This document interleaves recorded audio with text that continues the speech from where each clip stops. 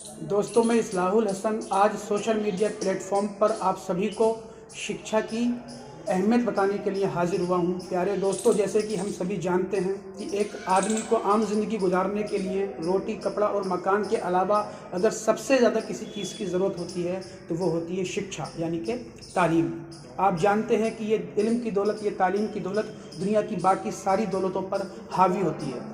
अगर आपके पास दुनियावी दौलत है, आपके पास रुपया है, आपके पास पैसा है, आपके पास सोना, चांदी, हीरे जवाहरात हैं, तो इस दौलत को आपसे कोई भी छीन सकता है। इस दुनियावी दौलत को आपसे कोई भी छीन सकता है, कोई भी चुरा सकता है और कोई भी बांट सकता है। और इस दुनियावी दौलत को आप जितना खर्च करेंगे ये उतना ही कम होती चली जाएगी। लेकिन अगर दूसरी तरफ आपके पास इल्म की दौलत है तो इस इल्म की दौलत को ना आपसे कोई छीन सकता है, ना आपसे कोई चुरा सकता है, ना ही कोई आपसे बांट सकता है। यहाँ तक कि आपका सगा भाई भी आपसे इल्म की दौलत नहीं बांट सकता। और इस इल्म की दौलत की एक सबसे बड़ी खासियत ये होती है कि आप इसे जितना खर्च करेंगे ये उतनी ही बढ़ती चली जाएगी। और ऐसा इंग्लिश लिटरेचर में कहा भी गया है, इल्म की दौलत को दुनिया की दौलत पर हावी दिखाया भी गया है। इंग्लिश लिटरेचर में एक प्रोवर्ब, एक सेइंग है, एक कहावत है कि money anybody can still it, यानी कि दुनिया की दौलत को कोई भी चुरा सकता है, but education can not be stolen by anyone, यानी कि इल्म की दौलत को कोई नहीं चुरा सकता। और इसी बात पर संस्कृत साहित्य में ही बहुत जोर देकर कहा गया है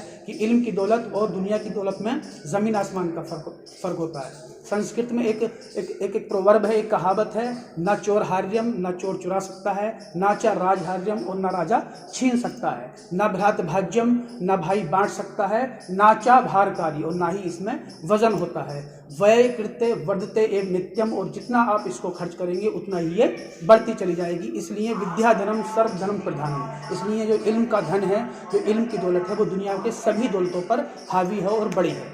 मेरे दोस्तों, हम सभी जानते हैं कि जिस तरीके से हम अगर अपने बच्चे को पढ़ाएं नहीं और अपने बच्चों को इल्म की दौलत से ना नवाजें तो हो सकता है कि हमारा बच्चा कुछ दिनों के लिए किसी दूसरे फील्ड में कामयाबी कर ले, लेकिन उसे अपनी ज़िंदगी में इल्म की कमी का एहसास ज़रूर होता है। मैं आपसे इन्हीं शब्दों के साथ, इन्हीं अल्फाजों के साथ आपसे अपील और गुजारिश करता हूँ कि आप एक रोटी कम खा लीजिए, लेकिन अपने बच्चों को ज़रूर पढ़ाइए। आप 2000 के कपड़ों की जगह 1000 रुपये के कपड़ों का इस्तेमाल कर लीजिए, लेकिन अपने बच्चों को ज़रूर पढ़ाइए। और आपको सोसाइटी के अंदर, समाज के अंदर ऐसे बहुत से लोग मिल जाएंगे जो आपसे ये कहते हैं कि पढ़ाई लिखाई करके आखिर क्या हासिल है, पैसे की बर्बादी है, बच्चों को रोटी नहीं मिल सकती इन किताबों से। तो ये बात हकीकत है, मैं भी उनकी इस बात से एग्री करता हूँ कि किताबों से आपको रोटी तो नहीं मिल सकती, लेकिन आपके बच्चों को ये ज़रूर पता चल जाता है कि किताबों के ज़रिए आपके बच्चों का हक ले कौन रहा है। यानी कि किताबों के ज़रिए आपको रोटी तो नहीं मिल सकती, लेकिन इन किताबों के ज़रिए आपको ये पता चल जाता है कि आपके हिस्से की रोटी खा कौन रहा है। मेरे दोस्तों, बहुत बहुत शुक्रिया आपको मुझे सुनने के लिए।